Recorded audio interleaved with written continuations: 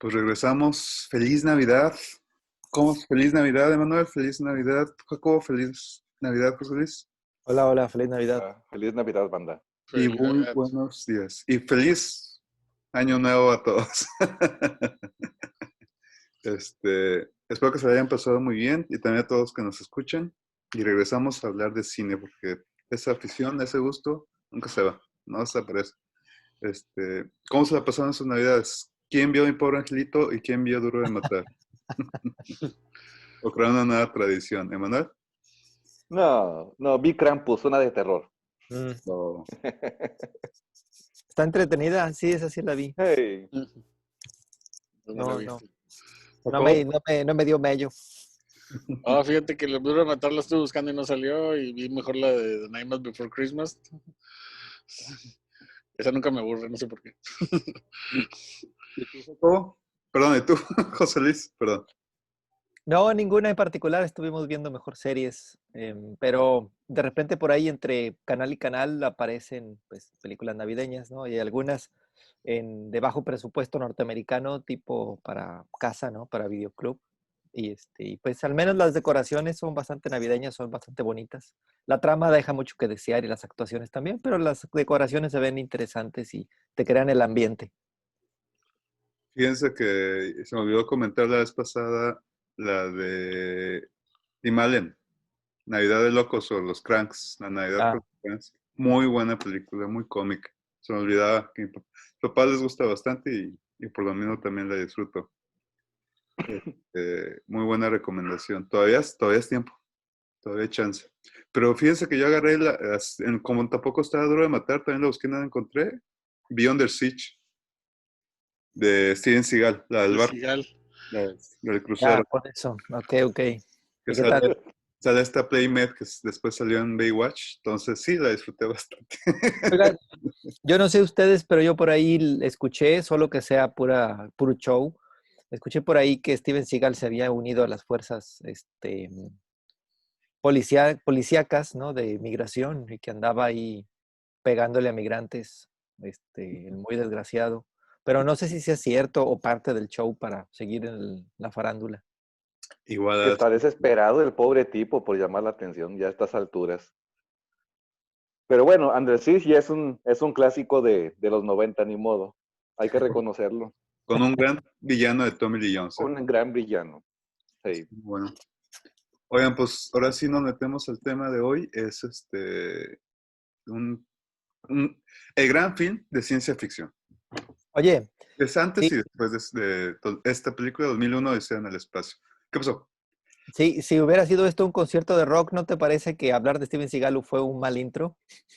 Un mal grupo de presentación. ¿Te daste cuenta que fue Jimi Hendrix abriendo a los Monkeys? Así de mal. Un poco atropeado. ¿Y qué pasó? Pero no, sería al revés, serían los Monkeys abriéndole a Jimi Hendrix. A ver, sí, exacto. Pero vamos a empezar. Empecemos con orden de aparición. Emanuel, eh, ¿qué opinas de la grandeza de 2001 Odisea en el espacio? O lo significativo que fue la aparición de la película. Díjole, pues recuerden que la pasaba con cierta frecuencia Canal 5 hace algunos años y se me hace muy extraño, ¿no?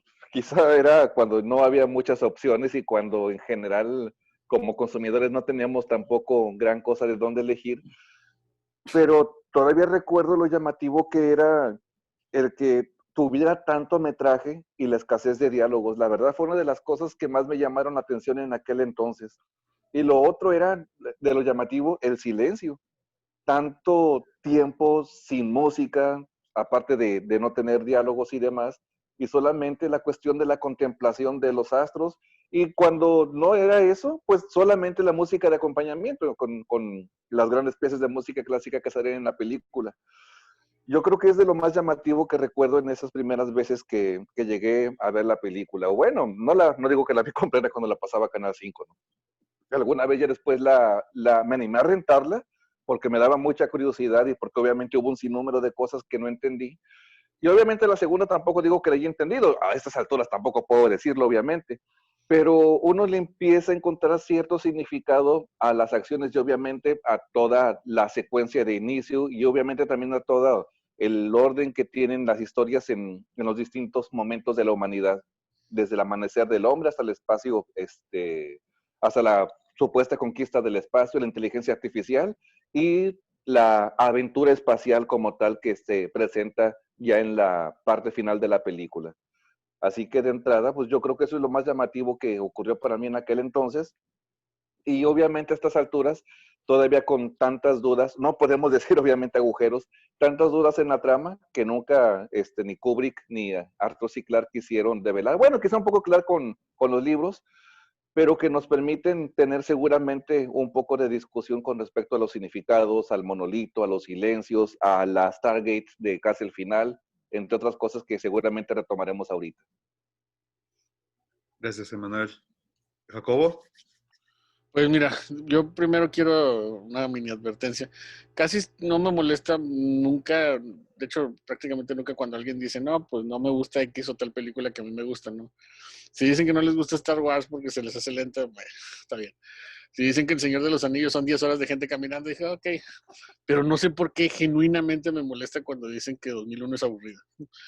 Sí, ahí sí me molesto, ahí sí como que no sé por qué estoy así como que con el interior de que, no, oigan, no.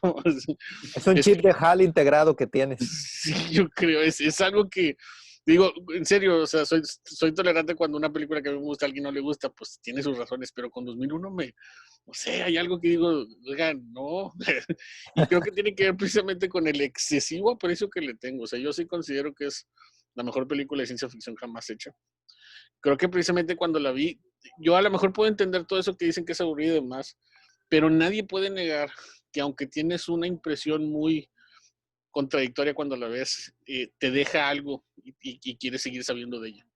Ustedes lo acaban de decir, ¿no? Voy a hacer reto la película, yo compré el libro, por ejemplo, sí, y traté de precisamente de empaparme. Es una película que, independientemente del sentimiento que te genere la primera vez que la ves, es una película que te deja con la sensación de querer saber más y lo hace tanto que yo creo han pasado muchos años desde que la vi también, yo recuerdo en Canal 5, que ahorita tengo el DVD, el Blu-ray, las películas y quiero seguir sabiendo más y ayer la vi precisamente para esto, o sea, cualquier pretexto que sea para poder verla lo logra.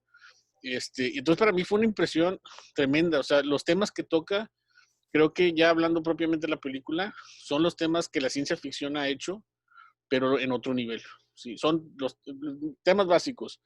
El futuro, la tecnología, la inteligencia artificial, los extraterrestres, todos esos los toca, pero en un nivel que definitivamente te lleva a que tengas una impresión muy distinta de lo que en otro tiempo fue. Sí, digo, ya hablando históricamente, la película definitivamente rompió paradigmas porque en ese momento la ciencia ficción era considerada algo muy banal, infantil, simple.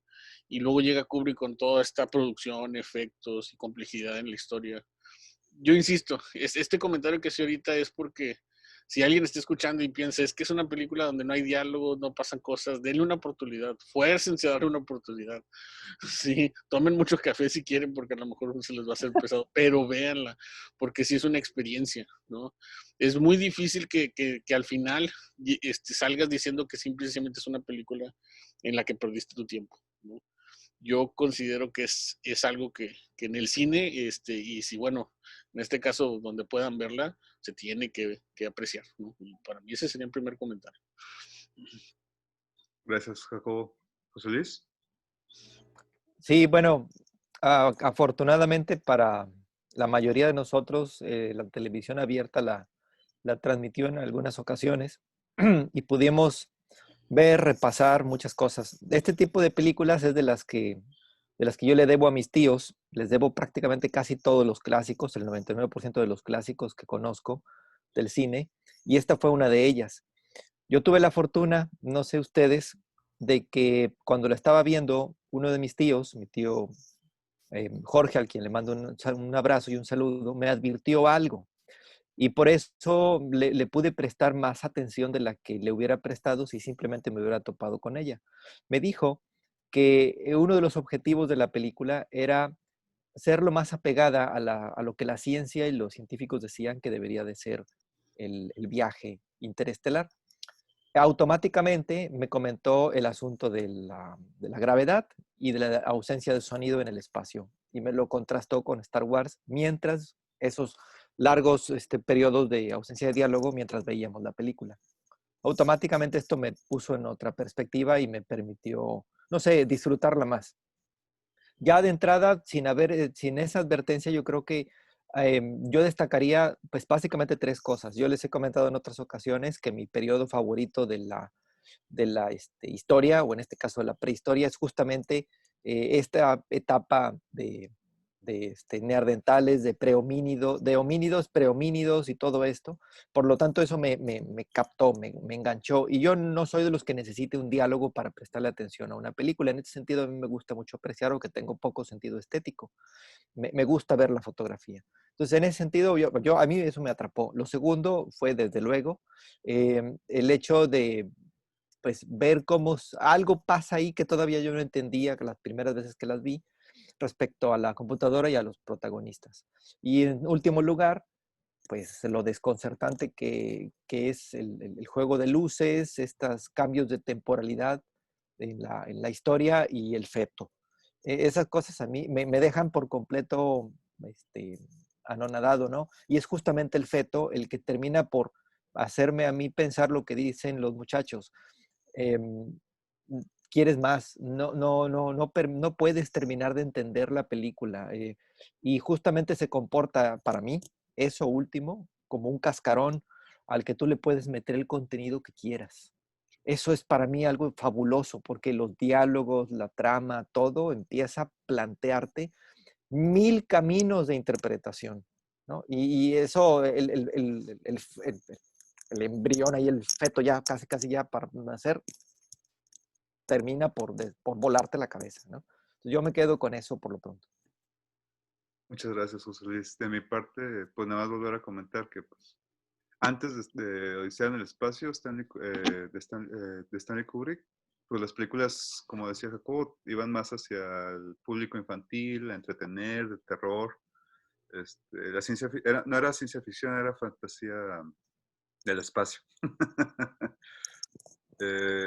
Pero bueno, había sus excepciones, como Metrópolis, por ejemplo. Pero Sí, pues, eran 30 años, 20 años atrás. Pero cuando dice el espacio, aparece ya ahora sí la ciencia ficción en el cine, donde es ya una ficción pensada, razonada y con una búsqueda de autenticidad. Y obviamente mucha investigación científica de parte de los autores. Y de Stanley Kubrick ni se diga. Nada más para abrir el siguiente punto, comentar que él se dedicó a entrevistar luminarias de intelectuales durante 2 años, entrevistó con cámara en mano, y esas grabaciones de esas entrevistas las iba a poner previamente al inicio de la película, pero porque ya tenía una trama, una película muy larga, pues decidió quitarla, y lamentablemente no hemos podido ver esas entrevistas, pero hubiera sido muy interesante agregarle esa temática o esos elementos. Pero bueno, ahora sí, muchachos, ¿qué tal los efectos especiales? ¿Y qué tuvo que ver ese Oscar? ¿Qué pasó? ¿Qué sucedió por ahí? ¿Emanuel? ¿Con cuál Oscar? ¿El de los efectos especiales? ¿O el que no le dieron por maquillaje en El exacto. Amanecer del Hombre porque creyeron que eran monos reales? Exactamente, exactamente.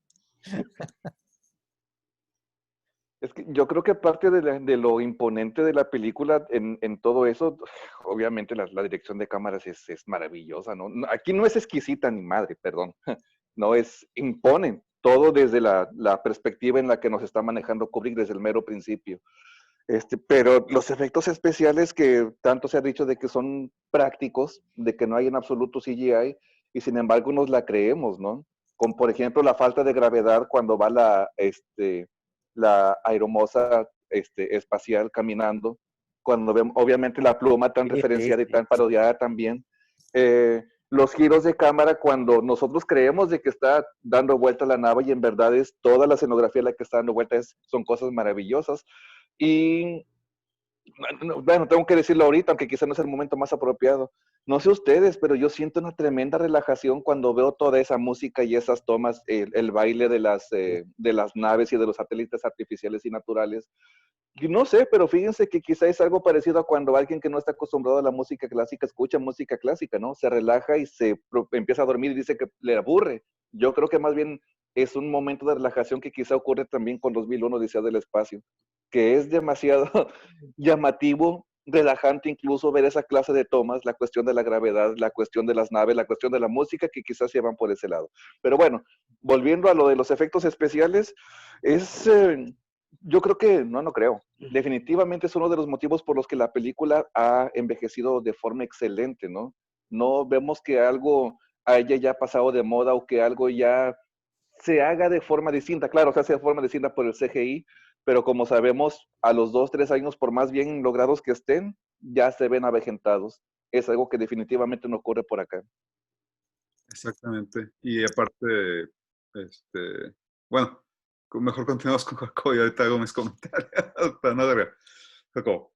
Pues yo creo que los efectos sí, creo que esa es una de las razones por las que esta es una experiencia que por ahí veían, hay muchos directores que esta película les influyó bastante. Y he tratado como que recopilar en ciertas entrevistas porque son aisladas. Debería haber a lo mejor una entrevistando directores de lo que opinan de 2001, porque nada más lo que ellos piensan de la película es genial. Sí. Por ejemplo, George Lucas babea cuando ve eso. Precisamente en el documental que está ahí en la colección de Kubrick, Scorsese dice, sabíamos que este tipo iba a ser una obra maestra y llegó a 2001, dice Scorsese.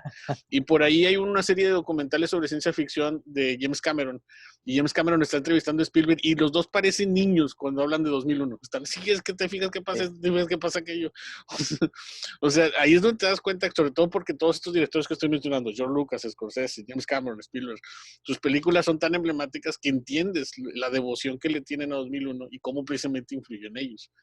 Y Nolan, que es el último, él dice que para él 2001 es una experiencia cinematográfica pura. O sea, ahí no necesitan los diálogos porque los efectos y todo lo demás es parte de esa experiencia. O sea, él no está diciendo que no es que no los tenga historia y demás. Él está diciendo que lo que muchos, y vuelvo a repetir, lo que muchos consideran en la película aburrida, era parte de la experiencia de una sociedad que en los viajes al espacio todavía no eran muy posibles. Estamos a un año del viaje a la Luna cuando se estrenó 2001, ¿sí? Entonces, ese tipo de cosas para el espectador eran ajenas. Entonces, el entrar precisamente en la película, la forma en que manejaba los efectos y con la precisión científica que para ese momento Kubrick trató precisamente también de manifestar, es parte de la película. O sea, no creo que estaría mal decir que es complemento, no, yo creo que es parte de, ¿sí?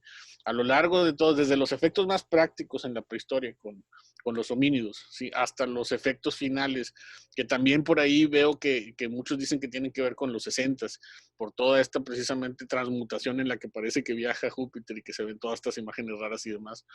Todo eso es parte precisamente de sentarte y apreciar lo que está ocurriendo. Todo eso te está contando algo, ¿sí? Desde la pluma que va volando, ¿sí? La música que lo va acompañando, los viajes lentos de las naves, la caminata en la luna cuando llegan al monolito.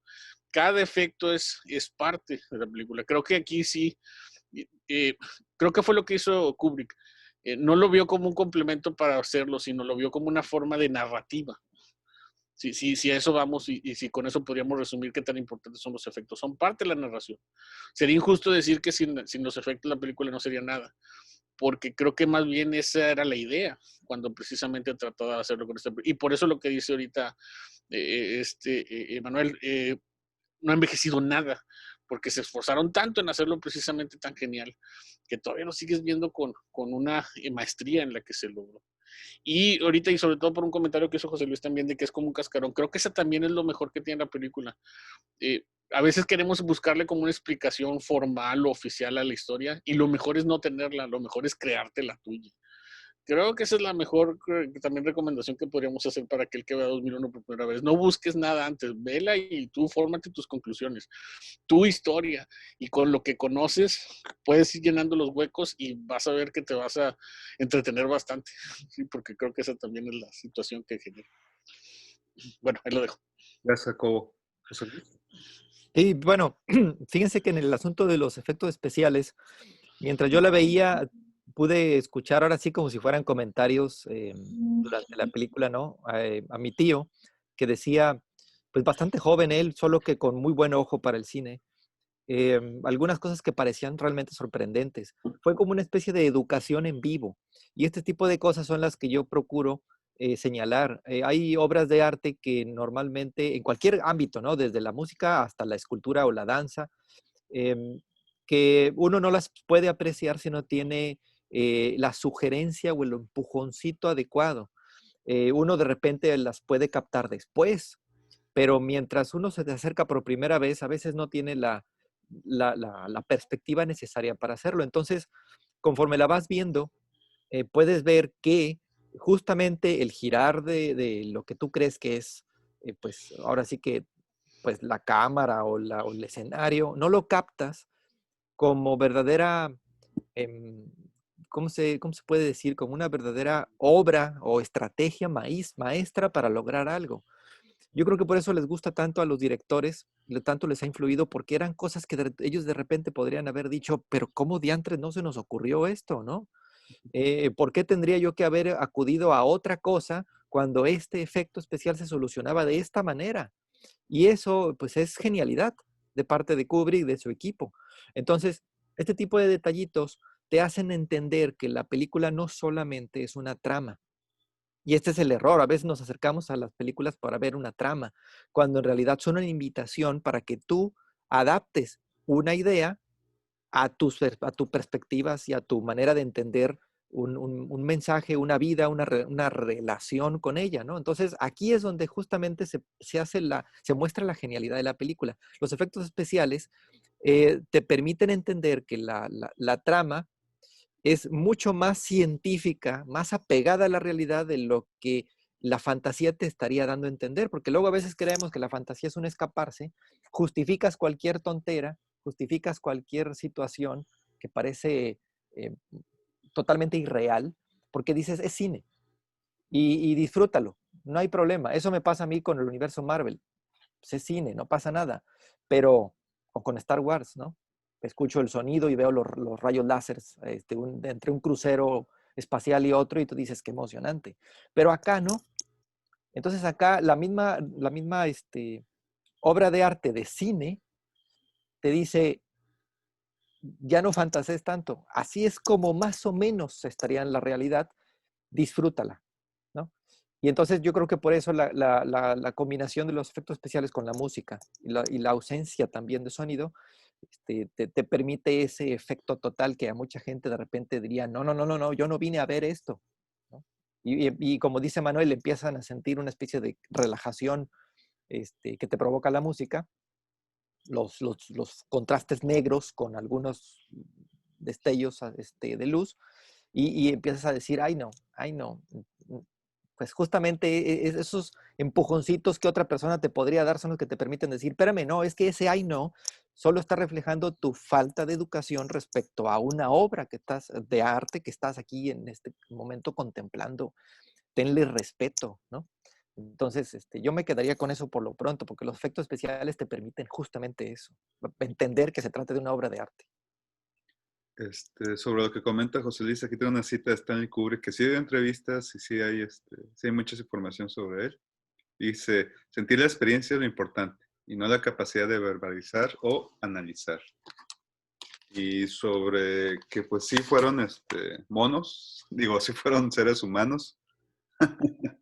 Aquí está la parte de afuera y la parte de adentro de la máscara. Entonces contrataron mimos. Hay gente que odia los mimos, no sé por qué. Robbie Williams fue uno. Contrataron mimos para poder realizar y se dedicaron a aprender, a entender y la razón y los porqués de cómo es que realizaban los movimientos los chimpancés, los orangutanes. Y como José Luis comentaba, bueno, todos han comentado la importancia de los efectos especiales y el trabajo de equipo que se realizó atrás. Pero es que también Stanley Kubrick organizó un sistema burocrático de información, estilo, sí, piramidal, pero que fluía dentro del grupo. Y pues durante los 2 años, pues realizaron todas estas cosas, el efecto del que cortan y que va y se va y se va y se va y se va, se va. Lo que hicieron fue filmarlo y después lo proyectaron y lo volvieron a grabar con otra cámara y alejaron la cámara para que pareciera que se estaba yendo. Los efectos especiales de las naves, o más bien las naves, para filmarlas al estilo de Star Wars. Ellos crearon ese estilo de filmar en miniatura, o bueno, una miniatura de este vuelo de metros, y luego realizar sobre ella, volver a grabar sobre ella para poder crear lo que está de fondo, ya como láminas de animación, que es muy común en la animación. Ya no nos quedan 10 minutitos, pero bueno, vamos con la música, muchachos. Emanuel, y a ver si alcanzan a presumir ya al final sus regalos de Navidad, si los traen a la mano. Bueno, pues soy fan de la música clásica, que sí, así que mi respuesta es bastante predecible, ¿no? Y pues ya todos sabemos, así somos medianamente fans de la película, del libro y demás, que suena Así habló Zaratustra, un título que se repite con un libro de Nietzsche, un tema que vemos de forma bastante recurrente a lo largo de la película. Y aunque es algo bastante rimbombante y grandioso, me quedo más con el vals, porque se me hace hasta la fecha tan bonito, y aquí se usa la palabra exquisito, con respecto al baile que hacen todos estos satélites artificiales y naturales al momento en el que se están conjuntando en el espacio. Ya sabemos también de que la música original fue desechada, ¿no? Porque no correspondía a la visión de Kubrick, pero pues a lo que vemos ahorita con el resultado, parece que fue una muy buena decisión. Así que, bueno, no sé ustedes qué piensen, pero creo que son los dos grandes momentos musicales. Yo me quedo con el vals por este juego, este movimiento mutuo que hay entre las creaciones del hombre y los satélites naturales. Así es. Pero bueno, cada quien tiene sus proyectos. Yo me voy con pues igual el vals, el Danubio. Jacobo. Yo creo que me quedo con el inicio, ¿no? Con Así habló Zaratustra, es que creo que es emblemático, ¿no? Desde que ves el movimiento de la Tierra y de la Luna y conjuntarse y que sale la palabra 2001, sientes creo que la palabra Odisea es muy adecuado para la película, ¿no? O sea, sientes lo épico ahí. O sea, la armonía que juega la película precisamente con la música, lo que estamos hablando, es lo que estábamos diciendo ahorita. Creo que es algo que me faltó mencionar y ahorita creo que lo decía muy bien José Luis. Esta es una película que si estás esperando que te explique las cosas, entonces empiezas mal. O sea, esta es una película que no te va a explicar lo que está ocurriendo. La música, los efectos y todo lo que está ocurriendo es lo que te está diciendo y tú tienes que tener la capacidad para poder entrar en ella, para poder tener precisamente la empatía de ser parte de la historia. Que eso es el problema con muchas historias actualmente. Y ya lo hemos hablado de que, pues el cine actual, que no tiene nada de malo porque pues así funciona, pues te va diciendo cómo van las cosas, cómo termina y por eso todo se vuelve a veces predecible. Y a veces por eso es que actualmente a lo mejor no encontramos en el cine lo que muchas veces quisiéramos. Pero esta película no es eso. Esta película trata precisamente de, con todo lo que hemos estado hablando, la conjunción de efectos, música, actuaciones, e incluso los pocos diálogos, que la historia precisamente tú la descifres, ¿no? No te va a estar diciendo en qué consiste todo, no te van a estar explicando al final, sí, mira, y así como un subtítulo, y por eso es que la imagen del feto volando en el espacio, no. Tú tienes que tener la capacidad para interpretar eso. Y antes de que se me pase, recuerden que también hay que hablar de HAL, ¿no? O sea, HAL 9000 es tal vez uno de los mejores villanos de la historia del cine y nada más es un mendigo foco, ¿sí? Pero creo que lo interesante es eso, ¿no? Porque creo que HAL es un personaje perfecto para una historia que bien pudo tener su propia película, ¿sí? Pero que de una otra forma también, si lo vas pensando, tiene mucho sentido que se encuentre ahí que la inteligencia artificial se volviera contra los humanos, cuando precisamente desde la primera imagen vemos a ese homínido con el hueso tratando de generar violencia y cómo llegamos a convertirlo en HAL, ¿no? Digo, es que creo que de eso hasta se podría hablar más tiempo, pero hasta este punto creo que los robots también en el cine eran muy simples y sencillos. HAL lleva la inteligencia artificial a otros niveles que de ahí en adelante creo que ha tenido repercusiones muy importantes. Llámese Terminator, Ghost in the Shell, lo que quieran, creo que HAL influyó tremendamente en eso. A menos que sea exagerado, pero creo que sí, por ahí va.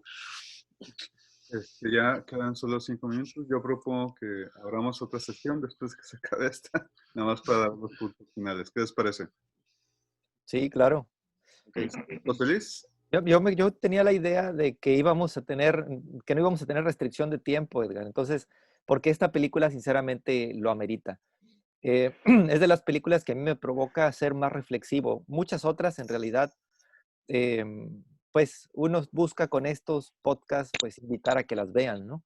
Y compartir placeres en este sentido de estéticos. Pero esta película sí requiere un poco más de reflexión, porque justamente te invita a ello.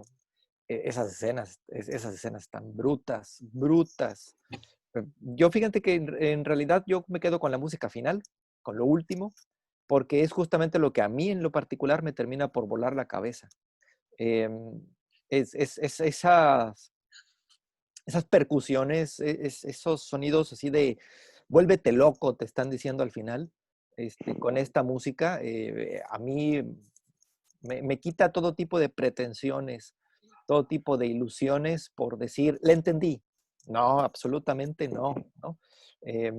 Si ya traes un cortocircuito en la cabeza al estar viendo la película, al final la música te dice, no nada más lo pienses, güey, vívelo y siéntelo, estás totalmente perdido. Así lo siento yo, ¿no? Y es una muestra de que una obra de arte te coloca en un lugar privilegiado, el lugar privilegiado de que no sabes nada, güey, ¿no? De que estás ahí, en un lugar, como una mota de polvo, completamente polvo de estrellas y no pretendas otra cosa, ¿no? Entonces, yo me quedo con el final de la música del final. Y para no alargar tanto, yo también coincido con lo que señala Jacobo respecto a Hal. Hal, si se fijan, John, esta es mi perspectiva, el quiebre está en la pregunta que le hace después de las ilustraciones. Ahí está el quiebre. Ese es para mí lo interesante del personaje Hal, ahí justamente, ¿no? Algo sucede que después llegan al impasse entre los dos análisis de las computadoras 9000 y algo está ahí ya completamente quebrado y genera el resto de la historia, ¿no? Bueno, yo me quedo con eso. Es que la película está, no lo hemos comentado, está dividida, son 3 partes. La primera parte es el inicio del hombre, donde aparecen los simios y que en el momento preciso aparece el monolito, que tampoco hemos hablado de él. Y en conjunción con Júpiter, por cierto, recordando que hubo una conjunción en Júpiter recientemente. Y luego de repente,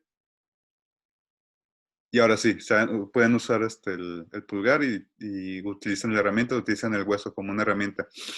Y aparece la música. Entonces la música es un detonante para pues, lo que está apareciendo en la película, los cambios que están sucediendo durante la película.